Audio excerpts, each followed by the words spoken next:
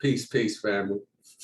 This is another edition of the Accountability Corner, where we have conversations with our higher selves that allows us to hold everybody accountable, but most importantly, ourselves. And I'm just gonna get right into it.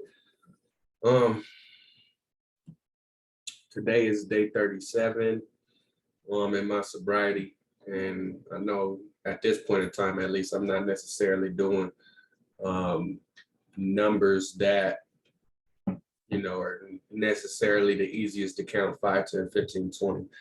That's not where I'm at right now. I'm counting about a week uh, for my own reasons. That's what's working for me. Anyway, in this past week of my sobriety, there have been a number of humbling experiences, and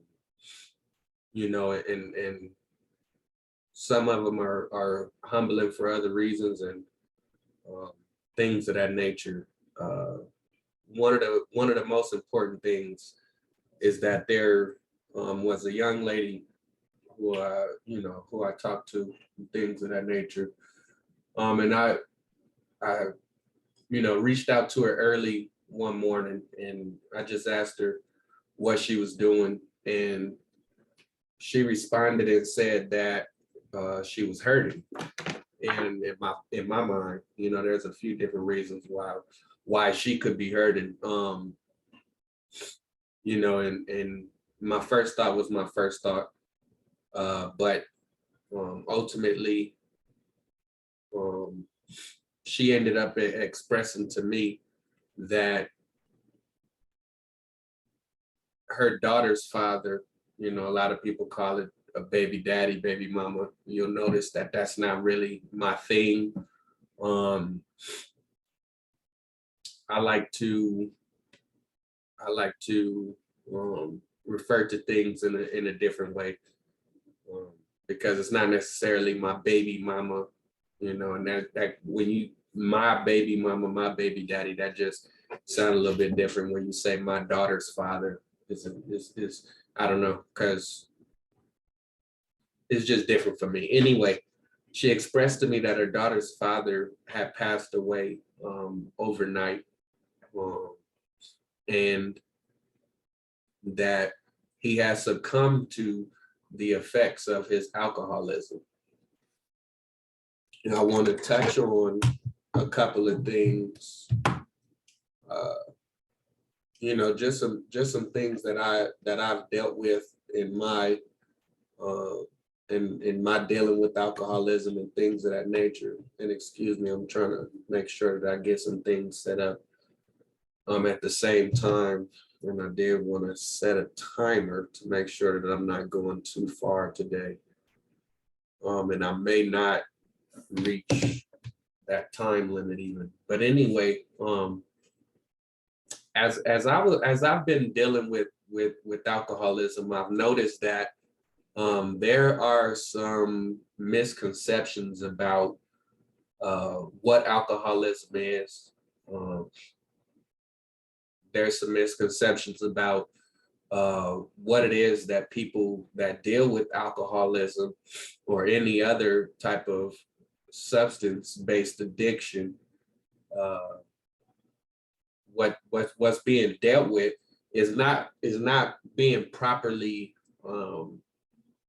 conveyed to people, is not being put into the proper forms of educational material in order for people who are helping and or assisting people in their recovery. One thing that the young lady said that I disagree with, just with the stance or the way it sounds or seems. She said he had a daughter, or he has a daughter, and he wouldn't stop drinking. And that's one of the things that I want to touch on, is the stop drinking, the stop drinking stance that everybody seems to take. The issue is that once your body becomes physically dependent on something, it starts to become a fight between whether that addiction is indeed physical in that moment or is it mental in that moment. And oftentimes, while we're dealing with our addictions, we do not have the proper understanding as to how to distinguish the difference between the two. Is my mind playing tricks on me, or am I physically hurting for this substance that I'm so used to? You don't stop drinking because of the things that you have to live for. Let me put it like that. Let me just put it like that. Go ahead, get up there, because you're in my peripherals messing me up. You don't stop drinking because of your motivation. You know, and the reason why I say this is because I've been a father for 4 years. Had my second biological child at, he's 3 years, 3 years old. So I've been a father for a few years now. So I've had the motivation, I've had the things to inspire me to do what I needed to do to stop drinking. Now that's where we have to, that's where we draw a line, is because you don't stop drinking because you have things that motivate you to be successful or to get your life right or to have a healthy mind in order for you to produce healthy children and then ultimately healthy young and then standard adults, or however I could have said that. You stop drinking because you deal with the issues that led to your drinking in the first place. We know alcohol to be a numbing agent. We know alcohol to give courage to the fearful. We know alcohol to make quiet of the loud. We know alcohol to make loud out of the quiet. We know alcohol to change people from their normal state of being, their normal state of feeling, and their normal state of doing. So when me, myself, as someone who's dealing with alcoholism, when I hear or heard someone say, you just need to stop drinking, or you just need to stay away from alcohol, it was discouraging to me. And when I became discouraged in my ability to fight alcohol, I gave up and I submitted to alcohol. Do that make sense? When people told me that it was simple, you just need to stay away from alcohol, and that's an issue that I take with people as well. I just need to do what? Because when you say you just need to do, or all you have to do is, you making it seem like the task that I'm taking on is simple. And that is a big issue in the willingness that some of us that deal with alcoholism, drug addiction, other addiction, things of that nature, when we feel like what other people expect is easy of us, or it should be simple of them to ask us, we get discouraged. And then once we are discouraged, then the negative thoughts of inadequacy, the negative thoughts of not being able to accomplish our goals, the negative thoughts of what it is that I deserve. I should not have stopped that. That would have been nice. But anyway, once we get to the point where we feel as though we aren't accomplishing things that people have made to seem simple, we are kind of behind the 8 ball. And then once we get behind the 8 ball, it's far simpler for us to fail in our venture for fighting alcohol. And this is first of all, I want to say that this is not for me to get down on a young woman, you know, that told me that her daughter's father passed away. This is not for me to get that. This is for me to lay a foundation for a change in the way that these things go. A lot of families make people to feel like outcasts in a studio bedroom. In other words, what I'm saying is there could be nowhere else for this person to run or to turn or to hide. They may have to feel comfortable around you, or to feel more secure around people who they don't really feel secure around than they do strangers and people that they aren't familiar with. Sometimes it is the support system and or the lack thereof that could drive someone to feeling as if fighting against whatever enemy that it is that they have is a thankless mission. If there is no success at the end of the mission, then there is no need for me to exert the energy. And that is the way a lot of us are trained to think. So excuse me for advocating for those folks who are having issues. And I feel like I have the right, because I've had my issues and it's been ugly. It's looked ugly. Ask anybody. Ask my father how ugly it is, how ugly it was. Thank you for the, you know, I owe my father some appreciation for dealing with some of the ways that I've acted in my alcoholism. And I thank him also for being a constant and consistent form of support for me, providing for me, you know, just the consistency that I would need in order for the day that I was ready to hear you know, some inspiring words or some motivational words or whatnot, that he was there to give them to me. He never gave up. I'm lucky. I thank God. I thank my God. I thank my higher power. You know, my mother, ask my mother how ugly it is. My oldest brother, Alan. My sister, Mook. Ask Reggie. Ask any of these young women that I call myself being in an intimate relationship with. Ask them. It get ugly. And not everybody that has seen my alcoholism is still here. And I'm lucky. And that's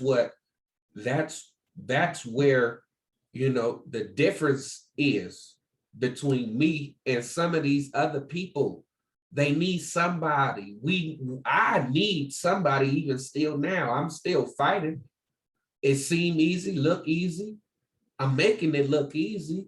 That's because I've already showed you how hard it is. I've shown you every aspect of it. I've talked to you about how many women I messaged and how many women I reached out to for nothingness type of encounters. I've spoken about that. I've spoken about, you know, saying things to people that I regret. I spoke about not being the best father that I could be because I was withdrawn, because I would, you know, I don't need to get into that. Excuse me. So and the thing is for me is, when I internalized what it was gonna take for me to get to this point, I was able to externalize and then explain and express to the rest of my support system what it is that I saw down the line or down the road of my recovery. And when I was able to let them know that I could see it, then they could see it too. And this is for my addicts. This is for my alcoholics. If you don't see recovery in your future, it does not matter who else can see it. If you can't see your recovery, then nobody is going to be able to see.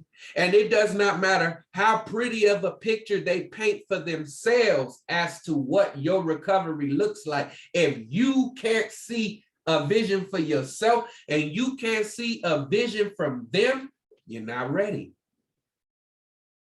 Okay? And that was just some, I had to toss that in there. I had to throw that in there. I feel like I had to throw that in there. Excuse me.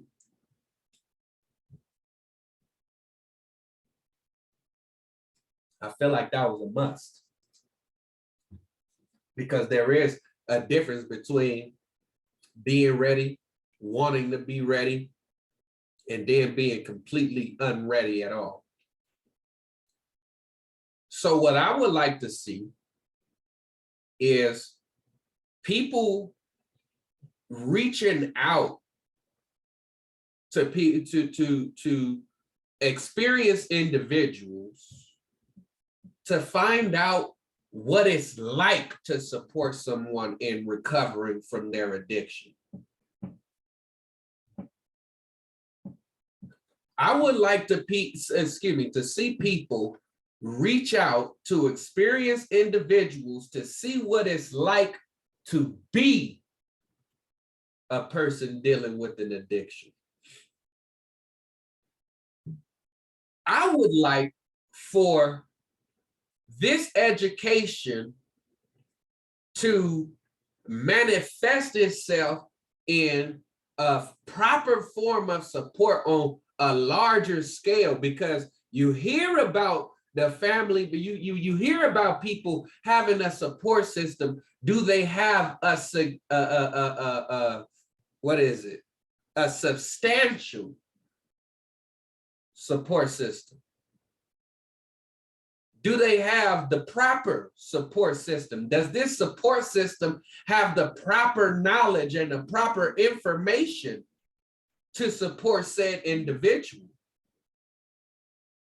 See, because a lot of people call themselves a support system only because, and all they're doing is standing by saying, you need to get clean. We're here for you. You need to get clean. You need to stay away from drugs. You need to stop talking to so-and-so. That's not the type of support that people need. You know what type of support they need? They need the type of support where you would say, like my father has said to me, thank God for him. Thank my God for him. Thank my higher power for him.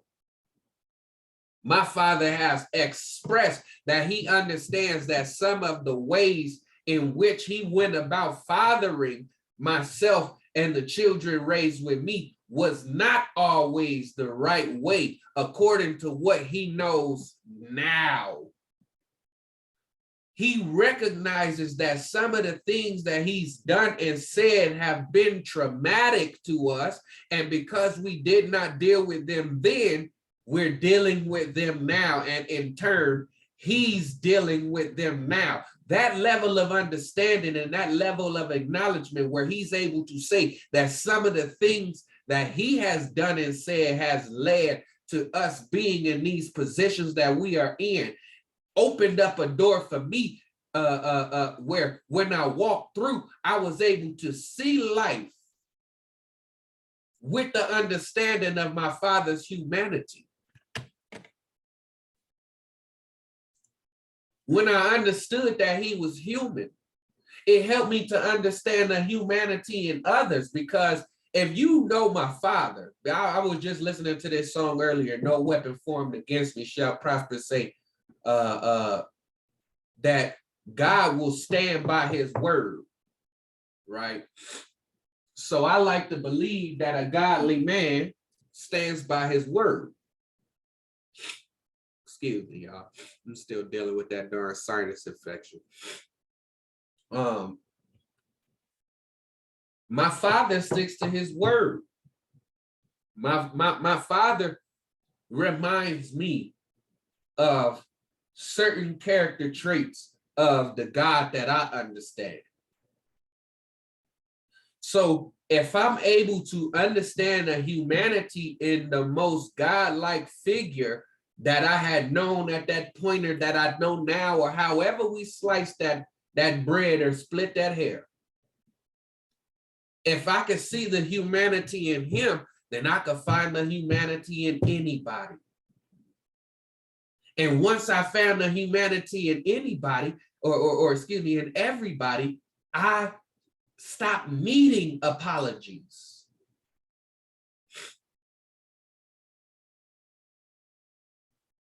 I start being able to forgive people as if they apologize, even when they didn't even think that they've done anything wrong.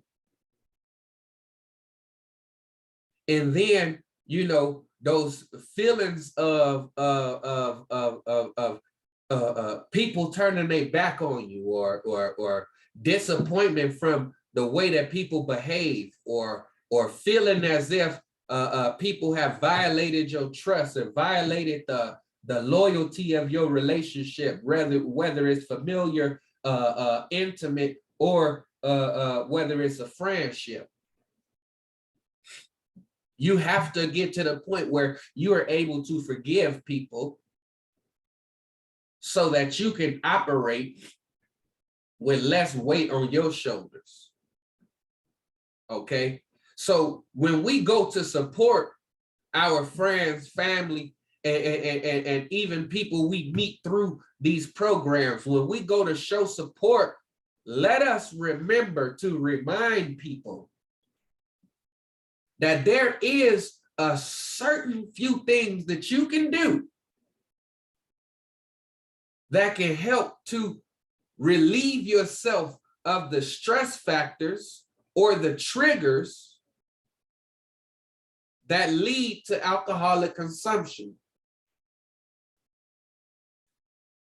Let us as support systems influence our friends, family, and even strangers to go to counseling, to relieve themselves of these things, to go to therapy, go to certain groups and speak to people with mutual experiences. Talk to strangers. If you have an issue, inspire them to understand. If you can't speak to me because I'm too close to you, go talk to a random stranger. Some conversations for me, and I'm running out of time.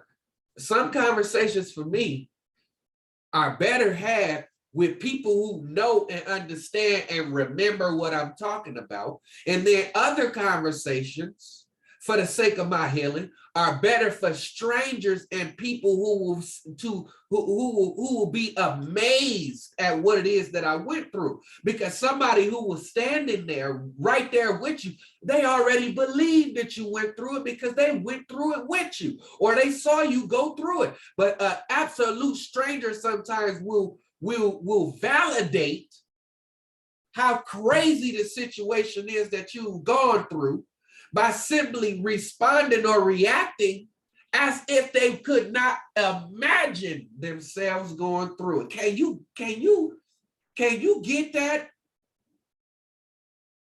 Do that make sense? Because at the beginning and the end of the day, when we're speaking to our mothers and our fathers, sometimes we feel invalid because our parents want to disconnect from the wrong that they've done. Sometimes our parents have no desire to walk the line that was drawn by their mistakes in their youth. So they make invalid of the concerns of the addicted and the afflicted. Goodness, I might run out of time. Oh, I'm gonna have to do a part 2 sometime soon. Because not only to the young lady, but to other people showing support or trying to show a level of understanding as to what it is that needs to be done for people who are dealing with addiction. You don't just stay away from alcohol. Tell them what's going to lead them to a lack of a desire to be around alcohol.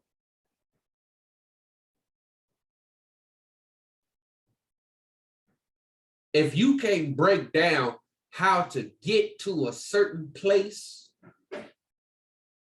then don't tell me that that's where I need to go. Or if you don't know how I need to get to a place that you know I need to get to, then humble yourself and say that. Say to me, now, I don't know exactly how you need to get to sobriety. I don't know what road to take for you to get to the point where you no longer want to drink or do drugs anymore. But I know that other people have been helped, and I believe that you can get the same or similar help to get the same result. Humble yourself.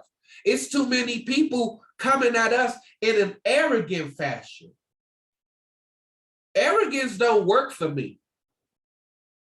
Arrogance, you don't come over here with the Black Wall Street vibe, the Black Wall Street Reno vibe. Don't come at me with that vibe. Because arrogance bring my separation, because I'm not about to go back and have no pissing contest with folks that I already know. We on the same level and I'm damn 20 years younger than you. All I gotta do is live to your age, doing what we both do now, and I'll surpass you. I don't have to have a pissing contest with nobody. Your arrogance is only gonna make me want to go somewhere else, and I can do my own thing and attract who's supposed to come over here, and we do it together. Don't come at me with the Black Wall Street vibe, please. Please. Because if you give me that vibe, it's just going to drive me right back into what I was doing previously. You know what? No. I could go right back to the house and write my own speeches. I could go and worry about writing my own grant proposals for my nonprofit ventures that I have coming soon. I could go do all of that by myself and then fail if I'm going to fail. When you're talking about alcohol, it's the same thing. I can go deal with some, I could go recover on my own, man. I don't need to be talking to them anyway. Then while you're recovering on your own, you start to convince yourself that you can go about things this way and that way, and maybe it'll get done. That's how a binge starts. Leaving people to feel alone. And we feel alone in rooms full of people when it feels like nobody in this room understands the fight that we're putting up. Stay away from alcohol. You stay away from coffee. Stay away from drugs. You stay away from sugar. Stay away from this or that. You stay away from the television, social media, and your cell phone. Because what you're not realizing, and this is where I'm going to close it, your brain naturally produces a chemical that's called dopamine. When you consume something that gives you pleasure, sugar, coffee, cigarettes, marijuana, alcohol, sex, drama, when people show compassion to there are certain people who are addicted to people feeling bad for them. And the feeling that they get comes from a chemical release in the brain, releasing the chemical called dopamine, which is why there are so many different drugs that they could classify as dope, because once it is consumed, the brain releases the chemical, the body reacts to the chemical reaction, which forms the addiction. There are people who are more addicted to sugar than people are addicted to alcohol, but since sugar is something that they sell, far more, and excuse me, as a matter of fact, one of the reasons why alcohol is so hard to fight is because alcoholism is promoted far more than crack addiction, coke addiction, meth addiction, heroin addiction, pill addiction, opioid addiction, whatever addiction. Alcohol is the one that people celebrate. Commercial on the TV talking about with Tony Romo talking about all I do is watch football and drink beer. That is dopamine. That is a dope head. The dopamine chemical release from watching football and a dopamine chemical release from the consumption of alcohol. That is an addict that they're selling you on the television. And we so confused as to what addiction is that we don't even understand when we are addicted ourselves. I praise God for my higher powers. Excuse me, I praise God and my higher powers. I praise my higher self. I give thanks to who it is within me that led me to Vitality integrated program over here in the region that I'm in. Led me to relieving myself of some of the influencers of my alcoholism. And I want to motivate somebody to lead someone to the road that they need to get on to recovery. Don't just try to tell them to teleport to the position of being recovered. There are certain areas, certain ways, certain avenues, certain roads to be taken. And if you don't know how to get there, find out how to get there. And if you don't know how the next person is supposed to get there, find out for them in order for you to adequately be able to support them into their darn recovery. But right now, it seems like you want us to skip, or excuse me, certain people are being asked, and I felt this way too, certain people are being asked to skip the road that it takes to recovery. There are no teleportation devices in recovery. There are no teleportation devices in recovery.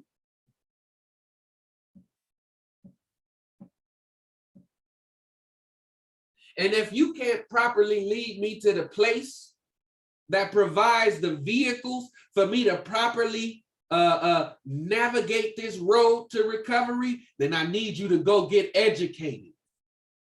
If you want the recovery for me, if you want me to recover, then you're going to be willing to see how ugly recovery is. You're going to be willing to see just how long it takes for some people to get to the point of being ready to recover. But if you don't have any patience with my recovery, it's going to convince me to believe that you want me to recovery for your sake and not mine. For the sake of how you look and not how I feel.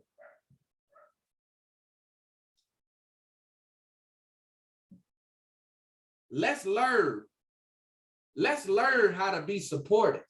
What does it mean to be supportive? Leave your comments, leave your likes, leave your, share, subscribe. Let's do this together. Because we recovery and addiction is not the only conversations we need to have. We need to have political conversations. We need to have other social conversations. We need to have conversations about the state of the family structure. We need to have conversations with our higher selves. So let us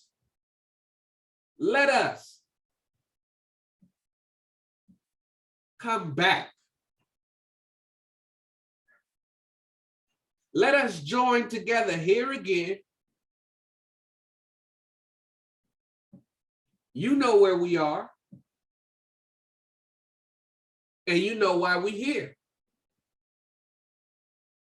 You've tuned in to another edition of the Accountability Corner, where we have conversations with our higher selves that allows us to hold everybody accountable, but most importantly, ourselves. That's facts. And remember, my people, I didn't come to be defeated.